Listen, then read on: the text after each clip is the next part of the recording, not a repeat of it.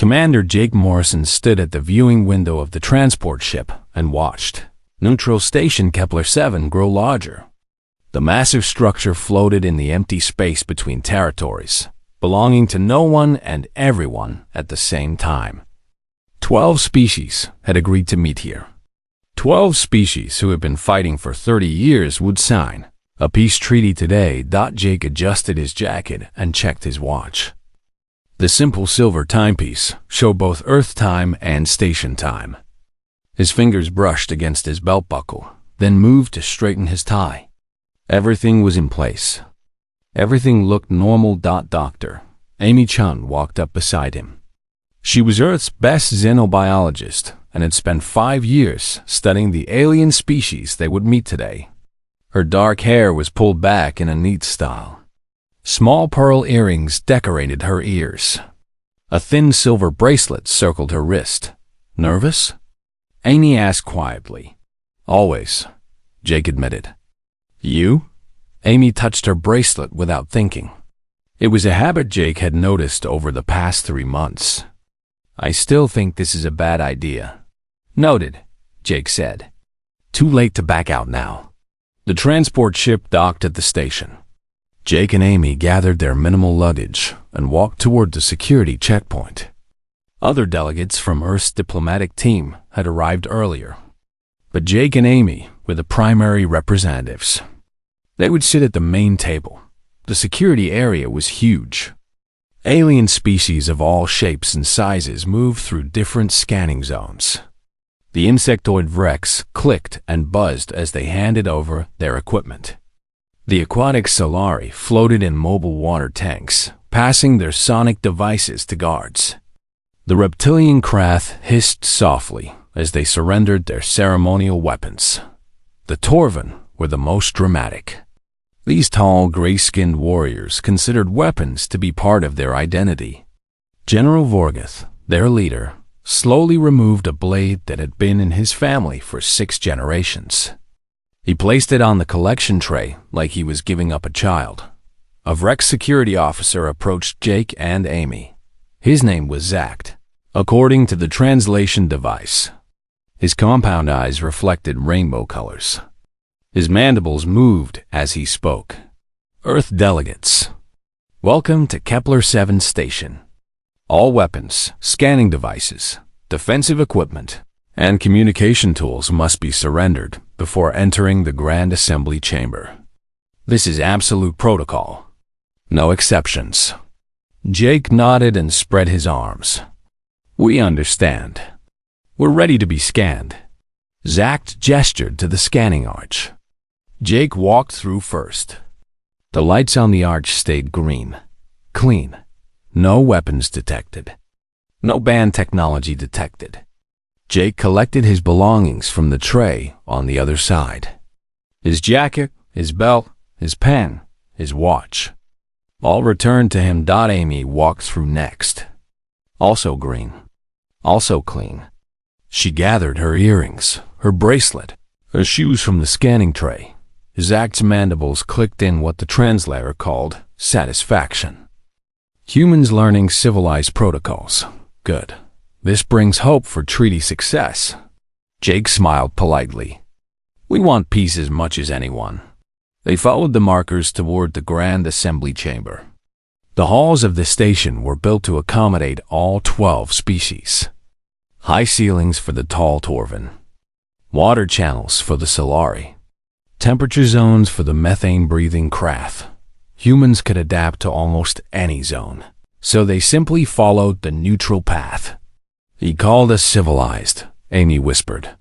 As if we're usually not. To them, we probably aren't, Jake replied quietly.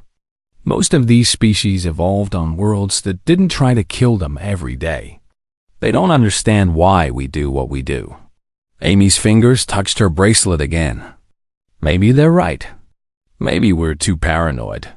Maybe, Jake agreed. Or maybe we're the only ones who remember that hope isn't a strategy. The Grand Assembly Chamber was magnificent. The circular room stretched 50 meters across. A massive round table dominated the center. 12 chairs surrounded it.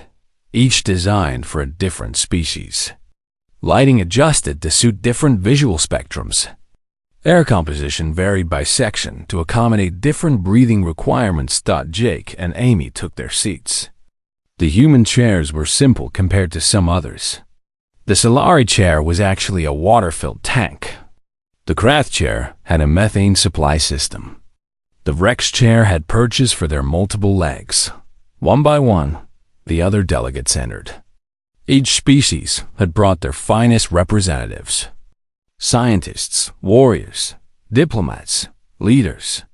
Everyone understood how important this moment was. 30 years of war. Millions dead. Entire colonies destroyed. Resources wasted. And for what? Border disputes. Trading rights. Pride. The conference began with formal speeches. Each species took turns explaining why they wanted peace. The Vrex spoke of efficiency and order. The Solari discussed ocean territories and shared resources. The Krath emphasized survival and adaptation. The Torvin talked about honor and worthy opponents becoming better as allies. When it was Earth's turn, Jake stood. He kept his speech simple. Humans have fought more wars than most species here. We've fought each other for thousands of years over land, resources, ideas, and gods. We've destroyed our own cities. We've created weapons that could end all life on Earth. But we learned something from all that death and destruction. We learned that war costs more than it ever gains. We learned that yesterday's enemy can be tomorrow's friend. We learned that survival means cooperation. He paused and looked around the table at the different alien faces. Earth wants peace because we've seen what happens without it. We've counted the cost. And we've decided the cost is too high. Whatever disagreements we have, they're not worth more death. Jake sat down. The room was quiet for a moment. Then the Solari delegate made a gesture that the translator said meant respect. The ceremony continued. Legal experts from each species reviewed the treaty terms. Translators verified that every word was correct in all 12 languages. Historians recorded everything for their respective archives. Jake watched it all carefully. His eyes moved around the room, noting exits, emergency systems, power sources. Old habits from his years in Earth's military. Amy noticed and frowned slightly, but said nothing. 3 hours passed. The formal parts were almost complete. Soon they would sign the treaty. Soon 12 species would officially be at peace. That's when the lights flickered. Emergency lighting activated with a red glow. The massive chamber doors began to close. Heavy metal seals slammed into place with deep, booming sounds. Lockdown protocol. Zach jumped from his chair and ran to the door controls. His claws tapped frantically at the panel. Nothing happened. He spoke rapidly in his own language. Then the translator caught up. Control room not responding. Systems not responding. Doors sealed. General Vorgeth moved to the doors and pushed with his considerable strength. The doors didn't move even a fraction. These are reinforced durasteel, built to contain explosions. Nothing here can breach them. There must be an override, a Krath delegate said, her voice rising with worry. There must be emergency access. Zacht kept working at the control panel. Override not responding. Main systems offline. Backup systems offline. We are sealed in. The temperature in the room began to drop. Slowly at first, then faster. The environmental controls were failing. Jake felt the change immediately.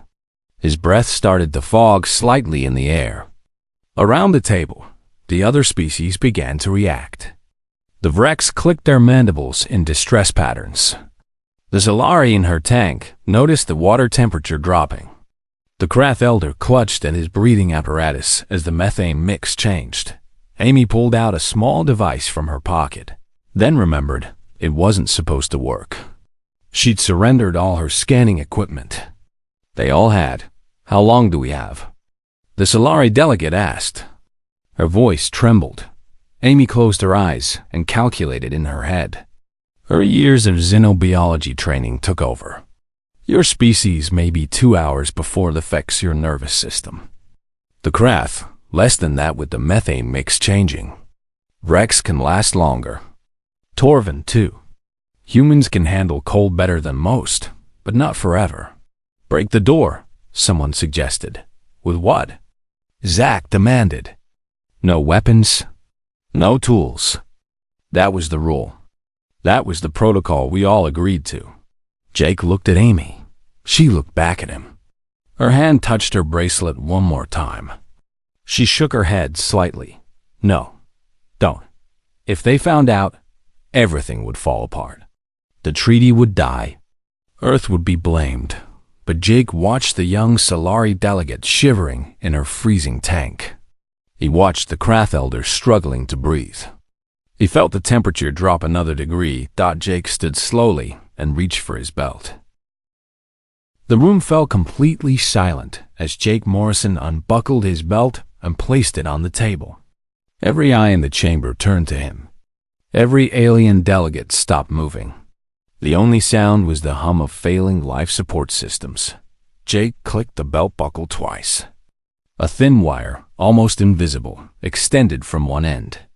It was monofilament, strong enough to cut through steel, thin enough to pass through any scanner that looked for conventional materials. Then Jake removed his jacket. He laid it flat on the table and carefully twisted 3 of the buttons. They came off in his hands. Inside each button was a small charge. Not enough to hurt anyone. Just enough to create control breaches in electronic systems. He placed his pen on the table. Then his watch. Then several other items from his pockets. Each one was something else. Each one was a tool disguised as an ordinary human accessory. Zach's compound eyes seemed to grow larger. His mandibles trembled. When he spoke, his voice came out as a screech that the translator struggled to process. Weapons. You brought weapons. Humans brought weapons into Sacred Peace Summit. General Vorgoth of the Torvin rose to his full height, nearly 7 feet tall. His gray skin flushed darker with anger. His hands clenched into fists. We surrendered our honor blades, weapons carried by our ancestors for 12 generations. And humans lied. The Krath delegates hissed. The sound filled the chamber like steam escaping from a pressure valve. One of them stood and pointed a clawed finger at Jake. This is betrayal. This is exactly why peace cannot exist. Humans cannot be trusted. Agreed, said a Rex diplomat. The treaty is void. There can be no agreement with species that lies. Jake kept his hands visible and his voice calm. These aren't weapons of aggression. They're tools. Tools. Zach screeched again. Explosives are tools? Cutting wire is tool? What are these tools for, if not killing? Survival, Jake said simply. They're for surviving when systems fail. Which is exactly what's happening right now. Amy Chun stood beside Jake. She reached up and removed her earrings. She twisted each one. They opened to reveal tiny listening devices. Then she unclasped her bracelet. Inside was a compact medical kit. Nano sutures, universal antibiotics, trauma coagulants. Everything compressed into a space smaller than a coin. We didn't come here to fight, Amy said. Her voice was steady despite the cold that made her breath fog. We came here to survive if something went wrong. And something went very wrong. You violated protocols, the Solari delegate said. Her voice was weak. The water in her tank was getting too cold. Ice was forming at the edges. Rules exist for reason. Without rules, there is chaos. Jake nodded. You're right. Rules exist for good reasons. But humans learned a long time ago that you can't depend only on rules. You have to prepare for when rules fail. When systems fail. When the things that are supposed to protect you stop working. He gestured around the chamber. Right now, the rules say we're safe here. The rules say this station has redundant systems. The rules say emergency protocols will protect us. But the rules aren't saving us. The systems failed. The protocols failed. We're trapped in freezing, and the rules won't change that. General Vorgoth crossed his arms. So humans planned for treachery. Humans expected betrayal. No, Amy said. We hoped for peace. We worked for peace. We wanted this treaty to succeed. But hope isn't a plan. Hope doesn't keep you alive when everything goes wrong. She moved to the Solari delegate's tank. The young alien was barely moving now. Amy opened her bracelet and extracted the medical kit. She injected something into the water supply. The Solari gasped, and her color improved slightly. That's a thermal stabilizer, Amy explained. It'll keep your core temperature regulated for a few hours. It won't fix the problem, but it'll keep you alive until we can. She moved to the Krath Elder, who was struggling with his breathing apparatus. She checked the methane mix readings and made adjustments using a small tool from her shoe. The Elder's breathing eased. How? Zacht asked. His anger was mixing with confusion. How did these pass scanners? Our scanners detect all weapons. All banned technology. Jake picked up his watch. Your scanners look for conventional threat profiles. Metal weapons. Energy signatures. Explosive compounds. These items don't match those profiles because they weren't designed as weapons. They're human accessories that happen to have other uses. He held up the watch. This is a real timepiece. It actually tells time, but it also contains a localized electromagnetic pulse generator. The circuitry is disguised as the watch mechanism. He showed them his pen. This writes. It's a functional pen, but it also contains a chemical compound that can dissolve certain types of seals. The ink cartridge is real ink. The compound is in the cap. Deception, the Vrex security chief said. But his tone was different now. Less angry. More thoughtful. Almost impressed. Preparation, Jake corrected. Humans come from Earth. We call it a death world. Our planet has storms that can destroy entire cities. Earthquakes that swallow buildings. Diseases that killed millions. Predators that hunted us. Other humans who fought us. We evolved in a place where being unprepared meant death. Amy continued the explanation. Every human carries this instinct. This need to have a backup plan. To prepare for the worst while hoping for the best. It's not about distrust. It's about survival. It's in our bones. Your planet made you paranoid, a Krath diplomat said. Our planet made us survivors, Jake replied. And right now, that's what we all need to be. He picked up the monofilament wire. This wire can access the door's internal mechanisms. The charges can create controlled breaches in the lock system. The chemical solvent can bypass security seals. The EMP can disrupt the malfunction that's keeping us trapped. Can you open the door? The Solari delegate asked weakly. Jake looked at the massive sealed entrance. I don't know, but I can try. If you'll let me. The delegates looked at each other. Species who had fought for 30 years. Species who had finally agreed to peace. Species who were now trapped together, freezing together, dying together. General Vorgoth spoke first. My people value honor above all. Bringing weapons to peace talks is dishonorable. But dying because of pride is simply foolish. He looked at Jake. Do what you must. Zacht's mandibles clicked rapidly. This is highly irregular. If station security learns that humans bypassed our scanners, there will be consequences. If station security finds us all dead because we followed rules that couldn't save us, there will be worse consequences. Amy pointed out, The Vrex security chief made a gesture that might have been agreement or resignation. Proceed. Jake gathered his tools and moved to the door control panel.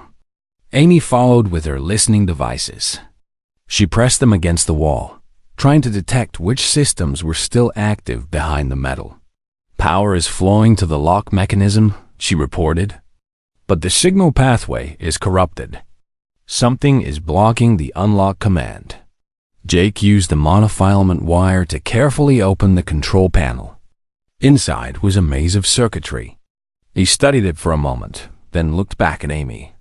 I need to bypass the main control mode and route directly to the mechanical locks. But if I do it wrong, we could trigger a permanent seal. And if you do nothing? The Krath Elder asked. Jake checked the temperature. It had dropped another 3 degrees. If I do nothing, we have maybe 90 minutes before someone dies. Maybe less. Then you do not have much choice, General Vorgoth said. Jake nodded and got to work. His hands moved carefully, using the small tools he'd smuggled past security. Tools that shouldn't exist in this room. Tools that were breaking a dozen protocols. Tools that might be the only thing keeping them all alive. Amy monitored the systems and called out readings. The other delegates watched in silence. Some in anger. Some in fascination. Some in hope. The temperature continued to drop. The Solari delegates shivered despite Amy's injection. The Krath Elder's breathing grew labored again. Time was running out. Jake placed one of the microcharges at a specific point in the circuitry. This is going to make noise, he warned. Everyone stepped back from the door. They moved away. Jake triggered the charge remotely using his watch. A sharp crack echoed through the chamber. Smoke rose from the control panel. Then the sound of grinding gears filled the air. The massive door shuddered. They moved half a centimeter, then stopped. It's not enough, Zach said. Not yet, Jake agreed. He applied the chemical solvent to the seal mechanisms. Placed another charge. Used the EMP to disrupt the lock protocol. Each action was precise, calculated, based on training and instinct. Amy's devices detected movement in the systems. The locks are resetting. Whatever you're doing, it's working. Jake made one final adjustment with the monofilament wire. He triggered the second charge. The doors groaned. Metal scraped against metal. And then, with a hiss of equalizing pressure, the doors began to open. Cold air from the chamber rushed out into the hallway. Warm air from the corridor rushed in.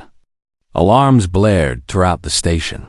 The 12 delegates stood in the doorway, looking out at freedom. Looking at each other. Looking at the human who had broken every rule to save them all. Station security arrived within minutes. Armed guards from multiple species rushed into the corridor. Medical teams pushed through with emergency equipment. Engineers ran toward the grand assembly chamber with diagnostic tools. The entire station had gone to high alert. Jake and Amy stood to the side as the other delegates received medical attention. The Solari delegate was transferred to a fresh tank with proper temperature control. The Krath Elder received a new methane supply unit. Even the species that hadn't been in immediate danger were checked thoroughly. Commander Lee Harris of Station Operations pushed through the crowd. He was human, from Earth's Security Division, and his face showed both relief and concern.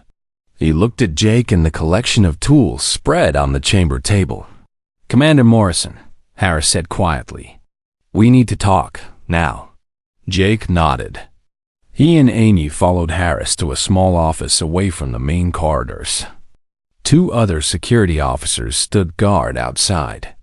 Inside, Harris closed the door and turned to face them. You brought restricted items past security scanners, Harris said.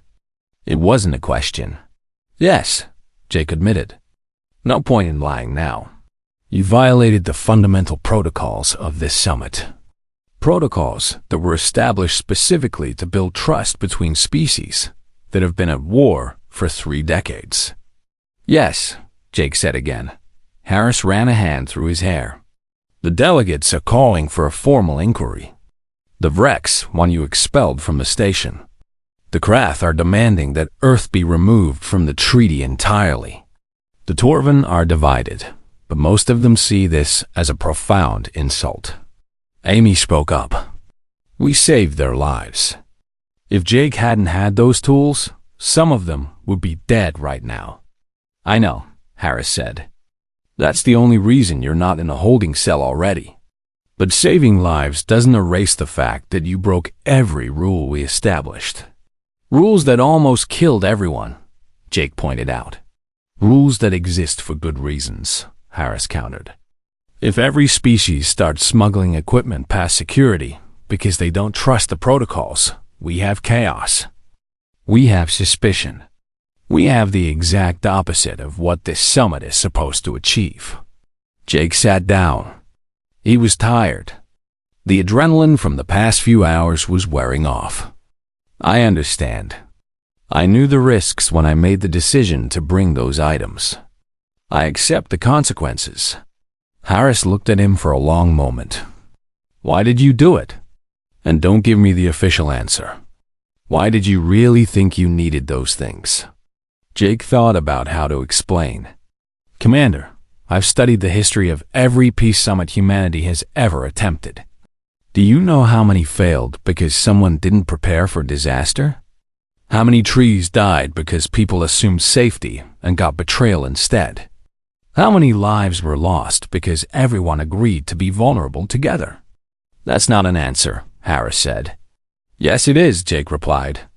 "Humans learned through painful experience that hoping for peace doesn't guarantee peace. That trust is good, but preparation is better. The side that survives is usually the side that planned for things to go wrong." Amy added her own perspective. "We didn't come here expecting an attack. We came here hoping for peace. But hope doesn't keep you alive when life support fails. Hope doesn't open locked doors. Hope doesn't stabilize someone's core temperature when they're freezing to death." Harris walked to the window and looked out at the station corridor. "The engineering team is investigating what caused the malfunction. Initial analysis suggests sabotage. Someone planted a device weeks ago, disguised as a structural component. It was designed to trigger during the summit. Someone wanted us all dead," Jake said. "Someone wanted the treaty to fail," Harris corrected. "Killing all 12 delegations at once would restart the war immediately. Everyone would blame everyone else. Decades more fighting. But the plan failed," Amy said, "because Jake was prepared." Harris turned back to them. "That's what makes this complicated. You broke the rules, but the rules couldn't save you. You smuggled equipment, but that equipment saved lives. You violated trust, but you earned respect." He shook his head. "The other delegations don't know what to do with you." "What happens now?" Jake asked. "Now you face an inquiry," Harris said. "Representatives from all 12 species will question you. They'll ask why you brought those items, how you got them past scanners, whether Earth can be trusted going forward. You'll have to answer honestly." "And if they decide Earth can't be trusted?" Amy asked. Harris's expression was grim. "Then humanity gets excluded from the treaty. We go back to being outsiders. The species we saved today will sign their peace agreement, and Earth will be alone." Jake stood and straightened his jacket. Most of his tools had been confiscated, but he still wore the clothes. He wondered if the delegates would ever be able to look at a simple belt or watch the same way again. "When does the inquiry begin?" he asked. 2 hours, Harris said. "I suggest you prepare your testimony carefully." The inquiry was held in a different chamber. This one was smaller, more formal. 12 delegates sat in an elevated semicircle. Jake and Amy stood in the center, facing them. A recording device captured everything in all 12 languages. Zacht, the Vrex security chief, spoke first. His mandibles clicked aggressively. "Commander Morrison. Dr. Chun, You have admitted to bringing restricted items past security protocols. You have admitted to deception. You have admitted to violating the sacred rules of this summit. What defense do you offer? Jake took a breath. No defense. What I did was against the rules. I knew that when I did it. I made a choice to deceive, a Krath diplomat said. A choice to prepare, Jake corrected. There's a difference. General Vorgeth leaned forward. His gray skin was darker than before, a sign of serious thought among his species. Explain this difference. To my people, deception and preparation are not the same thing. Jake looked around at the 12 species. When you came to this summit, you all followed the rules. You surrendered your weapons. You trusted that the station's security would protect you. You believed that the protocols were enough. That was reasonable. That made sense. That's how civilized species should behave. He paused. But humans come from Earth. We evolved differently. Our world taught us different lessons. Amy stepped forward. Earth is storms that can appear with no warning. Earthquakes that destroy without mercy. Diseases that spread before anyone knows they exist. Predators that hunt in the dark. Our planet doesn't care about rules or fairness or trust. It kills the unprepared and lets the prepared survive. We are not on Earth, the Solari delegate said. She had recovered from her ordeal, but still looked weak. We are on a neutral station with advanced security systems. Systems that failed, Jake pointed out gently. Through sabotage, yes, but they still failed. And when they failed, the rules couldn't save you. The protocols couldn't save you. Trust couldn't save you. He gestured to his confiscated tools, which lay on a table as evidence. Those items saved you. Not because they were weapons. Not because I wanted to hurt anyone. But because I prepared for the possibility that something might go wrong. You expected betrayal, Zach said accusingly. No, Jake said firmly. I hoped for peace. I worked for peace. I wanted this treaty to succeed more than anything. But wanting something doesn't make it happen. Hoping for the best doesn't protect against the worst. A quiet Vrex diplomat, who hadn't spoken before, made a gesture that the translator called thoughtful consideration. Your species assumes danger. You assume threat. You assume that safety is an illusion. Not an illusion, Amy said. Just not permanent. Safety has to be maintained, protected, prepared for. General Vorgeth made a deep rumbling sound. My species trains warriors from childhood. We learn to fight, to defend, to attack when necessary. But we also learn honor. When we agreed to surrender our weapons, we trusted that honor would be enough. That mutual respect would protect us. He looked directly at Jake. You did not trust that honor would be enough. I trusted your honor completely, Jake said. I never thought you or any delegate here would attack. The threat wasn't from inside this room. It was from outside. From whoever planted that sabotage device. From systems that could fail. From circumstances no one could predict.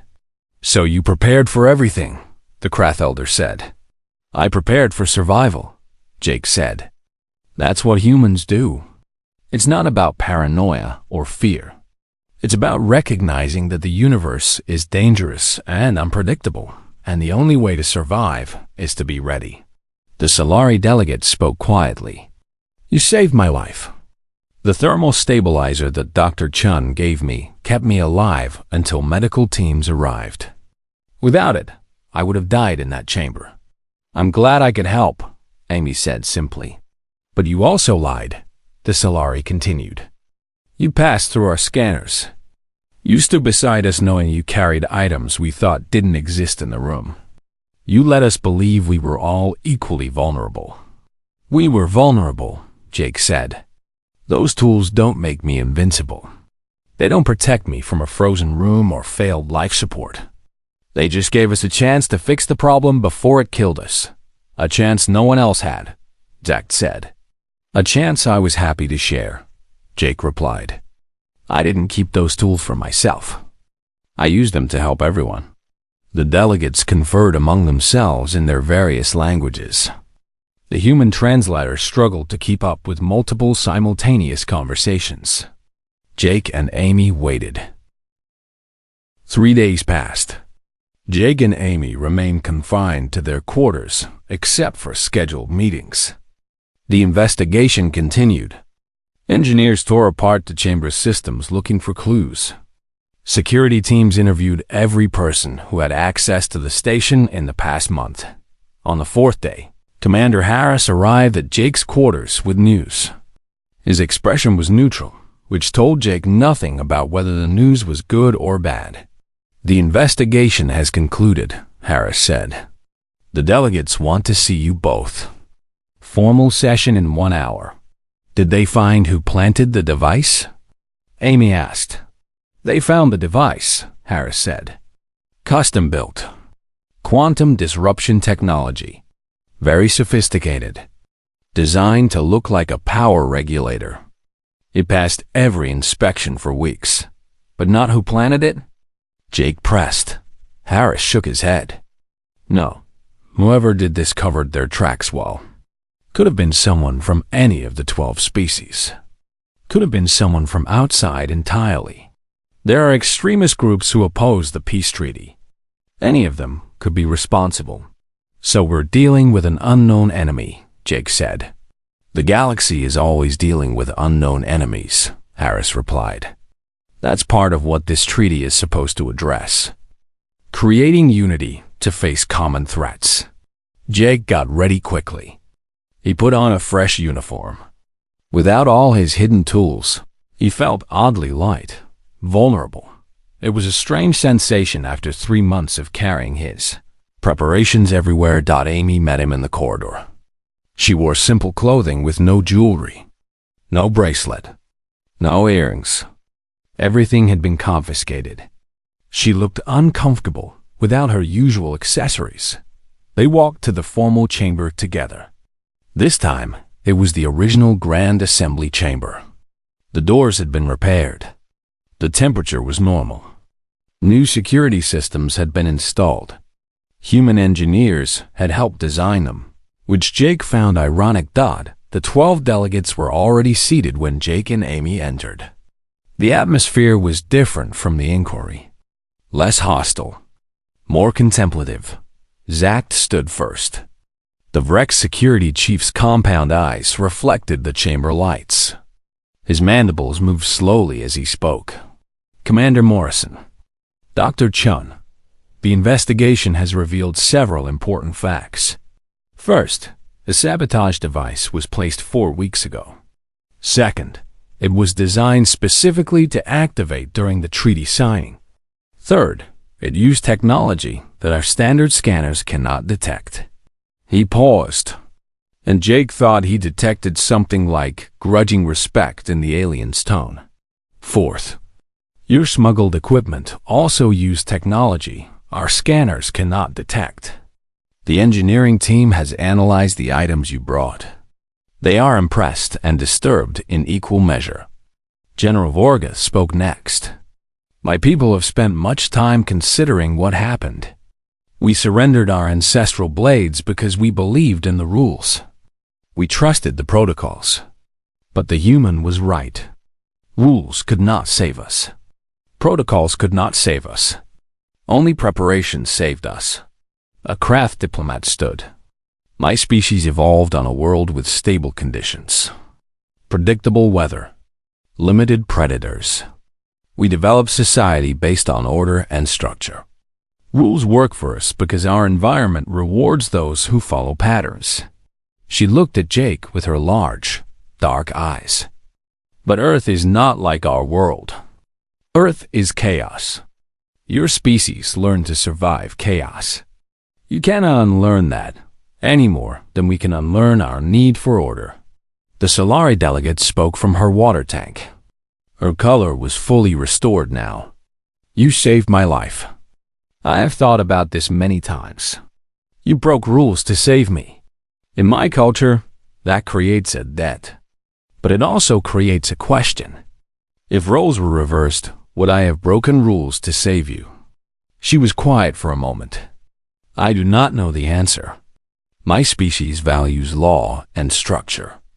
But law and structure almost killed me. I am uncomfortable with this truth. A Rex scientist who had been quiet until now made a clicking sound. The engineering team studied your smuggled items extensively. We wanted to understand how they passed our scanners. What we learned disturbs us. He activated a holographic display. Images of Jake's tools appeared in the air. The belt, the buttons, the pen, the watch. These items are ingenious, the scientist said. They use materials that register as harmless. They have legitimate primary functions. Only when assembled in specific ways do they become effective tools. Our scanners were not designed to detect this approach. He looked around at the other delegates. Which means our security has a fundamental flaw. We scan for weapons. We scan for obvious threats. But we do not scan for creativity. We do not scan for adaptation. We do not scan for intelligence. Zacht's mandibles clicked rapidly. Are you suggesting humans are more intelligent than us? No, the scientist said. I am suggesting humans think differently. They see problems from angles we do not consider. They prepare for scenarios we do not imagine. This is not intelligence. This is perspective. General Vorgith rumbled agreement. Warriors train to fight known enemies. Humans train to fight unknown dangers. Different approach. Different result. Amy spoke up. If I may, I'd like to address something. Earth didn't send us here to deceive you. We were given clear instructions to follow all protocols and respect all rules. Jake made the decision to bring those items on his own. Jake nodded. She's right. Earth's diplomatic corps wanted peace. They wanted to follow every rule perfectly. I'm the one who chose to prepare for disaster. If there are consequences, they should fall on me, not on Earth's participation in the treaty. Noble, said the Krath Elder. But impractical. You represent Earth. Your actions reflect your species. This cannot be separated. Perhaps that is the point, the Solari delegate said thoughtfully. Commander Morrison's actions do reflect his species. Humans prepare for disaster while hoping for peace. They follow rules while preparing for rules to fail. They trust while verifying. This is their nature. She looked at Jake. The question is whether we can accept that nature. Whether we can build trust with a species that always prepares for betrayal, even while working toward cooperation. The chamber fell silent. Jake felt the weight of that question. Jake felt the weight of that question. The fate of Earth's inclusion in the treaty hung on how these 12 species answered it. Young Torvin delegate spoke for the first time. She was smaller than General Vorgith, with lighter gray skin. I was not in the chamber when the door sealed. I was in the medical bay receiving treatment for an injury. When I heard what happened, I thought about what I would have done. She looked at her general. We surrendered our blades with honor. But if I had been trapped and freezing, would I have wanted honor? Or would I have wanted someone who could open the door? General Vorgith made a sound that might have been a laugh. Spoken like a true warrior. Survival first. Honor second. Not honor second, the young Torvin corrected. But honor that includes survival. What honor is there in dying because we were too proud to prepare? Another period of silence. Then Zacht stood and walked to where Jake stood. The Vrex security chief was shorter than Jake, but his presence was commanding. Commander Morrison, I was angry when I discovered your deception. I felt betrayed. I felt that you had insulted the protocols I worked to establish. His mandibles clicked slowly.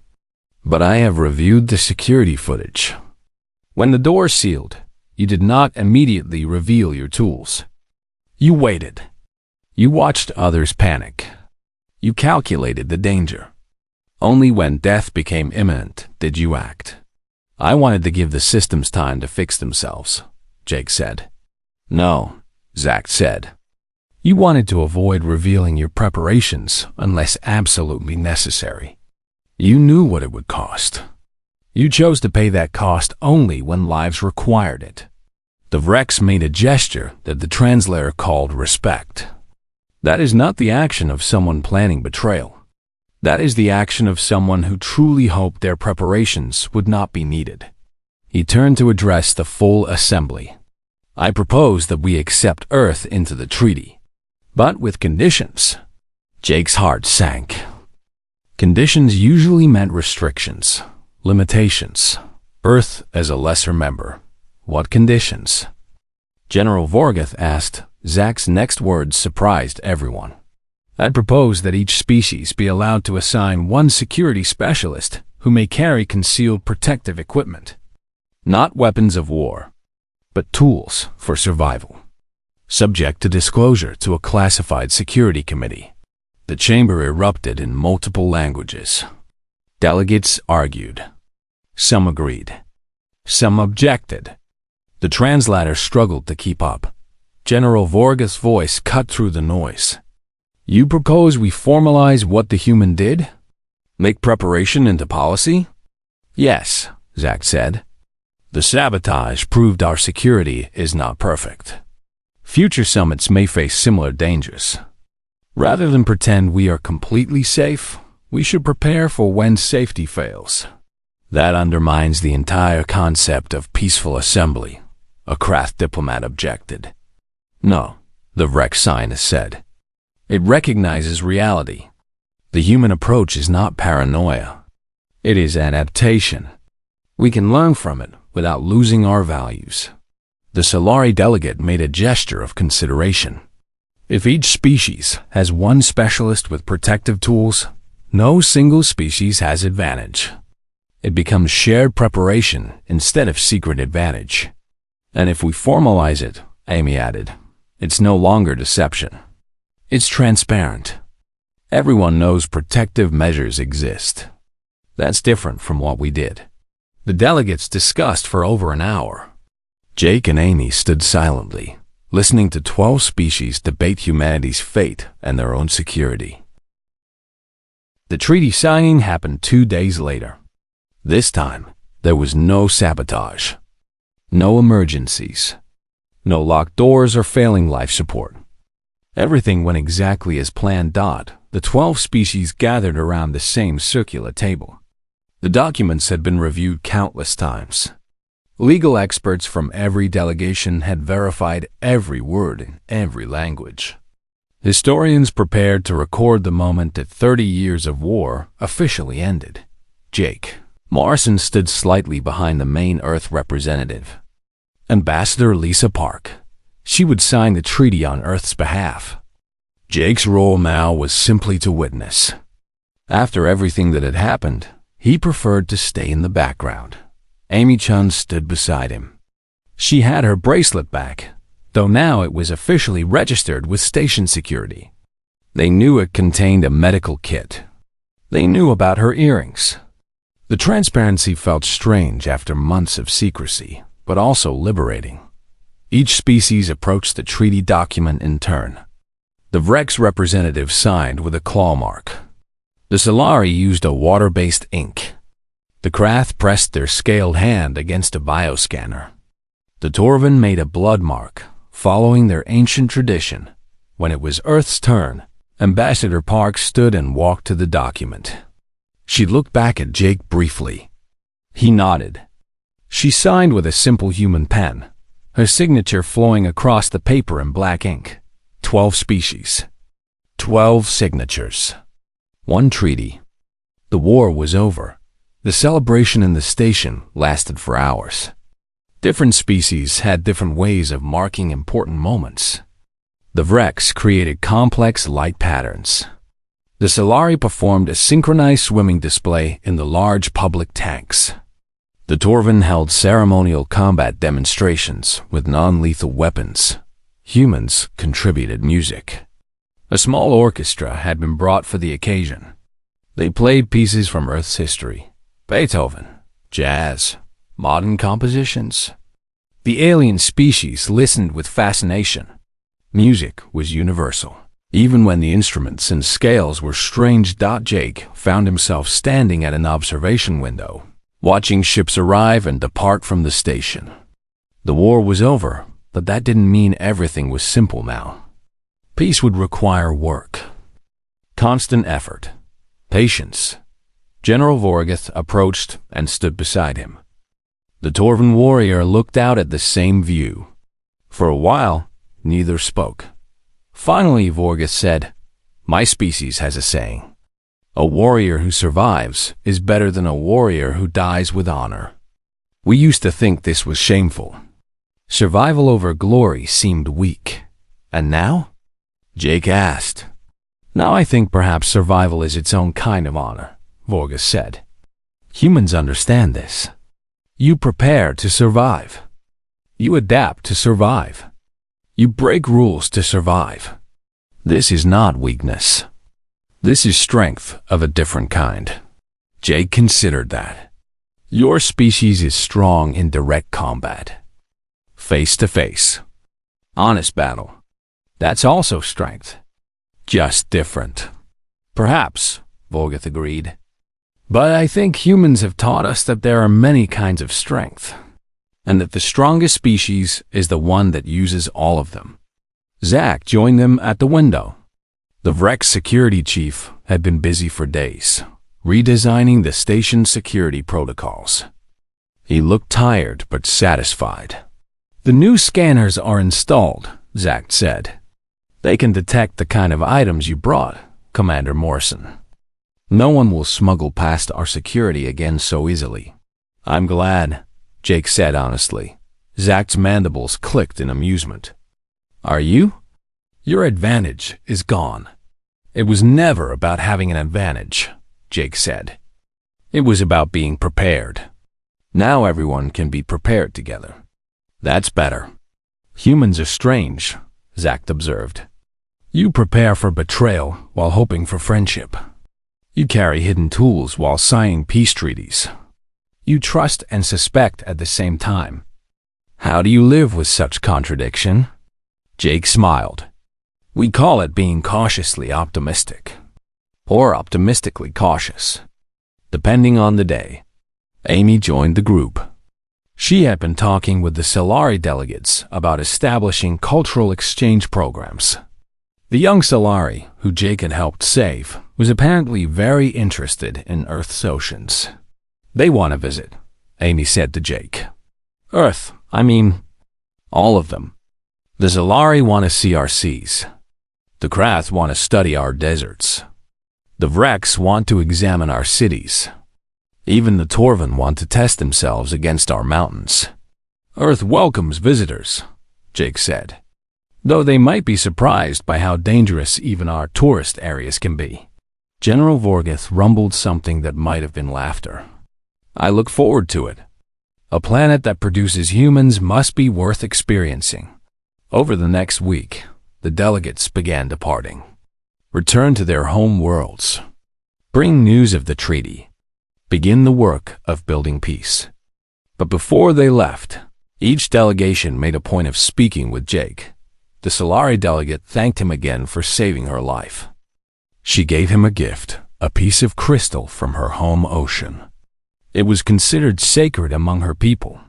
The Krath elder offered Jake a formal gesture of respect.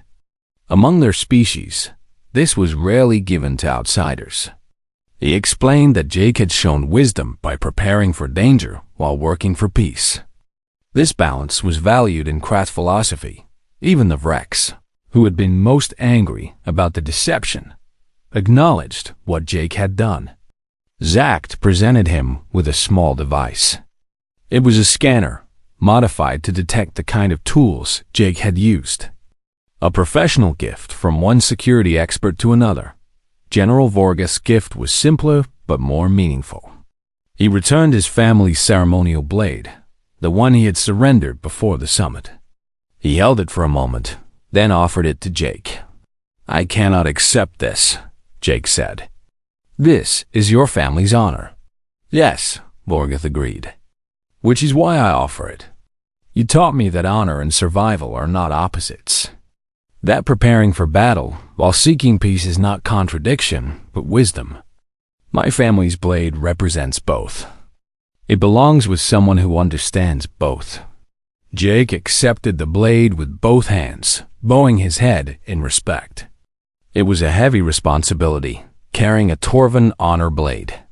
He would need to learn their customs for caring for it properly. On the final day before departure, Ambassador Park called Jake to her office. She looked tired but pleased. The treaty was signed. Earth was included. Humanity had a place in galactic politics now. "You caused quite a situation," Park said, but there was no anger in her voice. Earth Command was ready to disavow you if things went badly. "I know," Jake said. "I'm sorry for the trouble." Park shook her head. "Don't be. You did what you thought was right. You saved lives. You earned Earth respect in a way diplomacy alone never could have. Sometimes breaking rules is exactly what's needed." She handed him a datapad. "Your new assignment. Earth is establishing a security training program based on what happened here. We're going to teach other species the human approach to preparation. Cautious optimism. Hopeful readiness. Whatever you want to call it. And they want me to run it?" Jake asked. "They want you to help design it," Park said, "along with Dr. Chun and representatives from the other species. Share methods. Learn from each other. Build security that respects both rules and reality." Jake looked at the datapad.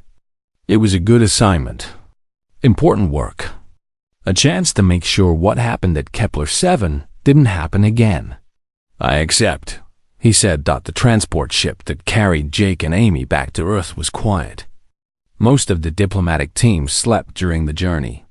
But Jake stayed awake, looking out at the stars. Amy found him in the observation deck. She sat down beside him. "Thinking about what happens next?" she asked. "Thinking about what we learned," Jake said. "Those 12 species evolved on different worlds. Developed different philosophies. Different approaches to safety and trust and peace. But they all came together. They all signed the treaty. Because of what you did," Amy pointed out. "No," Jake said. "Because they chose to adapt. They could have rejected Earth. Could have said humans are too paranoid, too unpredictable. Instead, they learned from what happened. They changed their approach." He looked at Amy. "That's the real achievement. Not that I saved them, but that they were willing to accept that their way wasn't the only way. That preparation and trust can exist together." Amy smiled. "You're getting philosophical in your old age." "I'm 28, Jake protested. "Like I said," Amy teased. "Old." They sat in comfortable silence for a while. Then Amy said, "Do you think it will last? The peace?" Jake thought about that carefully. "I think they'll try. All of them. They signed the treaty because they're tired of war. Because they want something better. But wanting peace and maintaining peace are different things." "So you think we'll prepare for it to fail?" Amy asked. "I think we'll prepare for challenges," Jake said. "For difficulties. For the hard work peace requires. That's different from expecting failure. That's expecting reality." The ship continued through space, carrying them home. Behind them, Kepler 7 station continued its work as a neutral meeting ground. Ahead of them, Earth waited with new challenges and opportunities. Jake Morrison had broken every rule to save lives at a peace summit. He had revealed humanity's approach to security in the most dramatic way possible. He had changed how 12 species thought about preparation and trust. But more importantly, He had helped prove something that humans had always believed: that survival and cooperation weren't opposites. That you could carry tools for fighting while working for peace. That preparing for the worst didn't mean expecting the worst. The galaxy was learning what Earth had known: